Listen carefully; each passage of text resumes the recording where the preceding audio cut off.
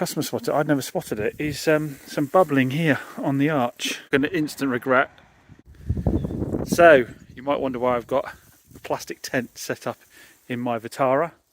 That's because it's sold. It's sold to the first person that came to see it, because it is absolutely outstanding since I've done all the machine polishing and cleaning out and the valeting's been done. Got good money for it, stuck out a 4995, 2009 with 58,000 miles, but it seemed to be the going rate for them, especially considering the condition of this one compared to all the others. But one thing that's spotted all the time I've been going around the car, the customer spotted, I'd never spotted it, is some bubbling here on the arch. So they asked if I could do that for them, and they knocked me down some money on it. I say I had it up at 4995. I let them have it at 4750. I said I would get this sorted at the same time as well. So I've got all this to stop dirt getting in the car, and I'm going to grind all this back, and then we'll spray up to there. So we'll grind this back, rust treat it, then zinc primer it, then primer it, filler primer, colour and lacquer, and we'll take it up to this line here. It doesn't matter if there's a bit of a line inside the door on this one. Explained to him I'm not a professional, he was happy enough. So we'll crack on and get that done. So I sanded back all that bubbling on the arch on the Vitara. It didn't actually go through the metal at all really anywhere, but I filled it in with fiberglass filler. So fiberglass filler is not absorbent like normal filler. Fiberglass won't, normal filler can absorb water through it, and it'll go to the metalwork underneath. So I used fiberglass filler to smooth it all out. There had been a repair down here before that wasn't that great, and it sticks out a little bit just there. There's a raised section there, but it's not an outer panel. We're not looking for it to be completely flush. What the customer wanted is just the rust gone and tidied up. So we, so I ground it all down, Jenna lighted it, then zinc primed it, and then we've got the 2K high build primer from Pro XL, which we know is my favourite paint product. That's all on there. I've left it sit overnight to see where it sinks and all that kind of stuff. Now I'll move all the masking back, key it all up, and I'm just waiting on my can of colour coming from Marlowe's, and we'll give that a blast of colour, and then we'll go over it with the 2K Pro XL lacquer as well, and blend it up here somewhere. I'm going to peel all this off in a minute. Blend it up here somewhere, going into the door shut there, nowhere particularly obvious. And it, yeah, just that should keep any rust at bay for a long while afterwards. I suspect the other arch would rust before this one did. Now I've done that. So I have keyed up the paint. Always remember to key up, otherwise nothing's going to stick. You can use a grey Scotch pad instead. This is more like, I think this is more like a 800 or 600 grit. But if you want a finer finish, use the grey Scotch pads, which are 1200. So I've keyed up all the paintwork I've done, and obviously rubbed back the filler primer where it went over the line I want it to be on, and remasks where I'm going to be colour, and then my lacquer will go a step back. Obviously on the edges, this is all rolled back. That's to give you a softer line on your paint. If you put the masking tape along with its flat edge, you'll get a very distinct line. We're going to dust this with a few coats of the colour, and then we'll pull the masking back and do the lacquer and the fade out thinner. And we'll when we do the lacquer stage of things, we will take everything back to body lines, making life a bit easier. But we'll get the colour on first, and then like I say, we'll hit it with the lacquer. Remember, dust coat first. Don't try and cover all of the paint with your new paint. Dust coat first. Firstly, that's going to pick up if you've got any reactions and stuff. So I'll give you a chance to key back again and go before you put all your paint on. And secondly, it's going to mean that the paint sticks better to your primer, and you're not going to get runs. So dust coats, we're going to build this up over about 3 coats. So colour on. I can see a few pinholes. If this was on the external panel, I'd be sanding it back down again now if there's any really bad one, dolphin glazing. But this is partially covered by rubber trim, and it's just inside the door shut, and I told the customer it wouldn't be perfect anyway, and I am short on time. So what we'll do, I don't think, to be honest, only I'd really notice. So what we're going to do now is peel this all back, and then it's time for lacquer. So for the lacquer, we've got the Pro XL 2K Clear. You can get this 1K as well if you're working from home and you don't want to be using 2K. You can get the 1K Clear. For the 2K, you do need the proper masks for it. But it does go off a lot harder, a lot quicker, which is ideal for my environment, because this needs to go down and get a little bit of work done on it. But yeah, the brilliant thing is they do these small cans, because the thing is, once you've activated a 2K, it's only good for about 24 hours before it'll, you know, actually, to be fair, they last about 48 hours. before they fully harden up in the can and you can't use them anymore. So the big ones you end up wasting up. But these little small ones, ideal for little jobs like this. So we'll get that on, and this will be hard within an hour. I'll be able to muck around the car without worrying about it at all. It'll be absolutely solid. So let's get that on. We're just going to remask a bit. So 2 coats of lacquer have gone down. It's a little bit orange peel at the moment. Might put a 3rd coat down, but I can always machine polish it afterwards. Couple of little fish eyes just there. So a little bit of reaction again. I'm not going to go crazy on it. So like I say, and then we've used the fade out thinner. So remember, fade out thinner is what allows you to blend together 2 old lacquers. If you did spray the lacquer here and just try to sand it, you'd end up with a scar line. So the fade out thinner is basically like thinners. You spray it over the edges of where you've done the work with the lacquer, and it blends the 2 lacquers together. It's just a quick dust. People ask me all the time. It's literally just like that. You don't need any more than that. So we'll let that harden off. Like I said, then we'll flat it back a bit, put the trim back on again, and we'll be good to go. I say we won't go for absolute perfection here, but it looks a damn sight better than a rusty wheel arch, doesn't it? Another sad day for me in my clear out of cars. I never think I'm going to get round to again is my Jaguar XF 3-litre twin turbo. It's the S. Bloomin' loved this car. Absolutely loved it. So quick, 600 Newton meters of torque. This thing absolutely flies. But those who watch the channel regularly know this has been sitting for a while since it broke a plastic intake on the right bank, and you've got to do both of them at the same time really. They're renowned for it. The plastic gets old and brittle. These things are carrying a lot of boost and it cracks them. That lets air in, they go into limp mode. So until you sort it, it's you know, it's not really that drivable, although it's still entirely drivable because it has such a lot of power. You can still pooter along on it. So this one, I've had it sitting here for ages thinking I'd get it done, but the reality is, with what I'd spend to get it done, it would be more than its value. So it's one just to bail out of. I've got a mechanic friend who wants to buy it from me. He knows them quite well. He's done these kind of fixes before. So he'll get it, and rather than it sit here and just get any greener than it is, it'll tidy the place up. And then realistically, I've just got to decide what to do with the Ital. And then obviously I've got projects still kicking around. I've got my Firebird over there, but I haven't got stuff sitting outside looking really untidy. So yeah, really sad to see this go. If you are looking for a car you can get in and just storm up and down motorways in and still have some fun on the back roads and get everybody in and be comfortable and all that kind of thing, highly recommended. Just try and get one where someone's already done the intakes or is low enough mileage that it's not likely to be an issue, although plastic gets brittle with age, doesn't it? So I don't know if miles is a guarantee. This one did 150,000 miles, and to be honest, other than that, it was super reliable. It's just one of those jobs you know you need to do. It's not a bad car. It's 150,000 miles. Do hear tell that someone makes metal versions of 3D printed some or something like that, which will allow you to obviously not have that problem. It's been sitting for an absolute age. I've got the JS3000 on the battery. Battery is dead as a dodo, and I did just use this to jump the Firebird as well. So whether we'll be able to start the car or not, I've had to use the key to open the boot rather than the remote. So I would be amazed if that has got enough grunt to start it, because it is a big old lump of an engine. Gosh, I love this car. But used to call it T'Challa. I can't even remember if I need to put the keys in anywhere on this one or not. It's been so long since I've been in it. No?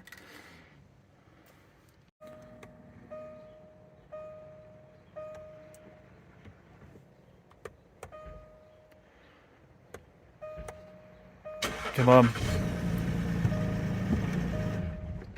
Or I'll check the connection again, make sure it's in boost mode. Oh, a bit more activity.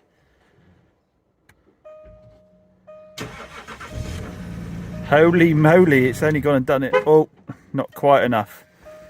Well, I think if we let it feed it a little bit more, we could be away. There goes the XF. Even broken, instant regret. I love the look of it, I love the sound of it, I love the drive of it, everything, but it's another one that's going to get a second life now rather than just sitting in my place rotting away. He's going to have to drive it all the way home in limp mode. Even then it's still got plenty of grunt. So I'm going to make up for a bit by giving the Range Rover a bit of a clean off. I may well share with you the numbers in terms of how much I've lost on that Jaguar by selling it broken, because you've got to show both sides of the business, haven't you?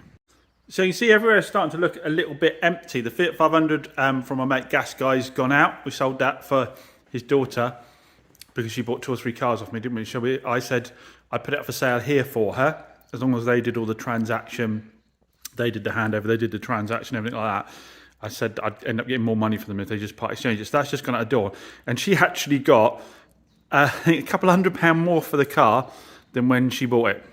But she did in between spend, I think, about £800 odds and sods. She had it for a couple of years. So she's not actually ended up with no costs at all. But it was a nice result for her. Nice to be able to help out. I've obviously cleared out some of the projects now with the Fiat Coupe gone, with the Jag gone, and a few trade cars gone. Out of all this stuff here with the Range Rover, the Suzuki Swift and the Ital are mine, so the rest of it is just little dribs and drabs of retail stock. We've got those 2 up for sale, obviously the Firebirds out in the sunshine. These 3 have just been put up for sale, as has the Ibiza inside.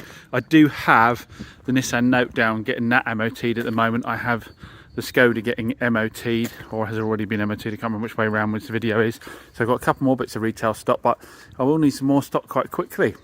So at the moment I'm getting to tinker a bit with the MGB. So I'm getting to play with the MGB a bit and try and sort out the problems I've caused trying to fit a supercharger, which is a little bit annoying. But I have had a aid parcel arrive from Grampy Sweets. This is the father-in-law of Martino, owns the Fiat 500, to thank me for helping him out. They brought me this goody lot over. So Grampy Sweet, it's a local business that was set up in Bideford, just up the road, during lockdown. And he decided to try and get some money in over lockdown, set up Grampy Sweets, which is a site where he gets in crisps and sweets and stuff and all kinds of goodies from all over the world. So when these arrive, I get loads of bits and bobs that I wouldn't normally get in this country. So we've got Dr. Pepper Cherry, something called Candy Can. What we got there? Fanta Strawberry, which I don't think we get over here.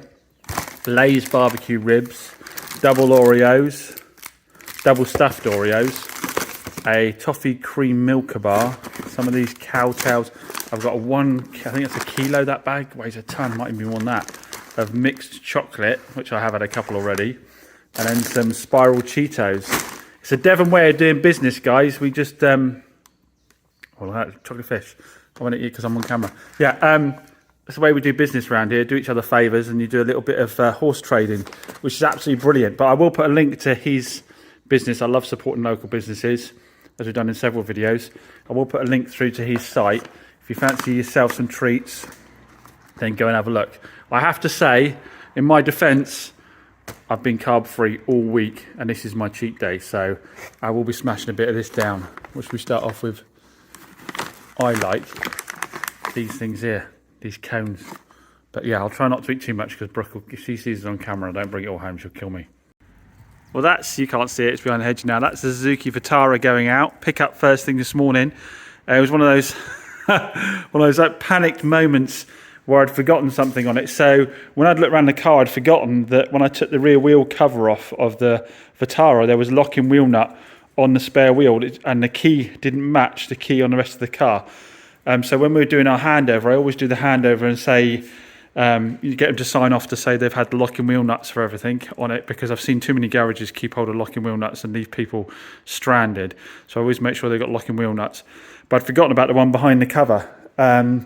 It just sat over the top of the nut that was on there. So it's one of those things where I was like, right, I'll whip that off for you. And I thought, no problem at all. I've got my locking wheel nut removal toolkit, which is really, really good, by the way. If you're a garage and you're having trouble getting locking wheel nuts off and having to pay people to do it, just get yourself one of these kits. And they find if you've got a big enough socket, it'll work every time. Works really, really well. Not expensive, about 20 quid off Amazon. I think I'll try and put it on my Amazon shop. Save my hide a number of times that, because I have spare wheel nuts kicking around. But it wasn't big enough, and it was one of those I've started now I can't stop kind of things with the customer stood in front of me, so I've had to get an accoutrement of tools out. In the end, I used the grips to hold it tight and used the drill here just to literally work my way around and around and around until it came off.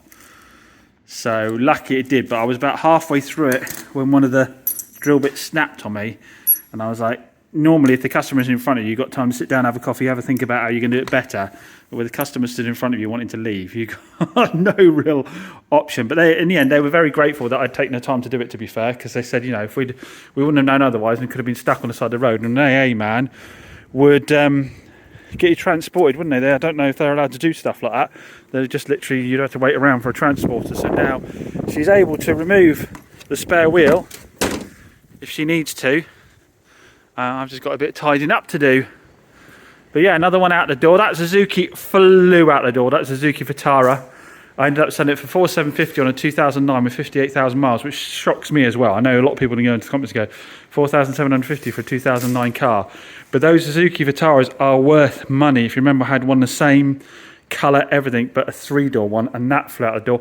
The phone has been ringing off the hook, so if I was asking an unfair price, the phone would not be ringing off the hook, would it? In fact, I probably slightly underpriced it. These aren't going to go back in the right place. I probably slightly underpriced it based on the amount of phone calls I was getting. And all cars are not equal, are they? If another car of a similar age is for sale for that price, or for a bit less than that price, but it's rusty or has advisories on the MOT, then it's not worth the saving. That one had all new discs and pads all round, new shock absorbers, front brake calipers, brake pipes replaced. I think spent about $1,000, did oil and filters on it as well. The bodywork was mint on it. I did the arch repair on it to make sure the bodywork was absolutely mint all the way around. You wouldn't have found a better Vitara at that age and mileage. Anyway, happy customer for the moment. Let's see how they get on. Let's get all this tidied up. Right, it is time to pull the fantastic Mini Cooper S Roadster from its slumber. I've been keeping it nice and warm and dry for the winner of our current raffle, which ends tonight. It is your last opportunity to enter to win this 2014 Mini Cooper S Roadster. It's only got about 50,000 miles, I think less than 50,000 miles on it. It'll be coming out with a brand new MOT for the winner and with a 6-month warranty-wise package as well. And with this raffle, we are currently supporting Canine Focus. That is the charity that rehomes dogs. Now, don't forget, if you want to get involved, but you're not that bothered about winning a car, you can win £3,000 instead with £1,000 worth of topped-on diagnostics equipment. So there's that alternative prize. For the last 24 hours, there are some amazing bundle deals. I'll show them on screen now, where if you buy a certain amount of tickets, you get a load free to increase your chances of winning. Many thanks to everybody that's already involved, but like I say, it's your last opportunity today, and the system will automatically pick a winner at midnight tonight. Best of luck to you all.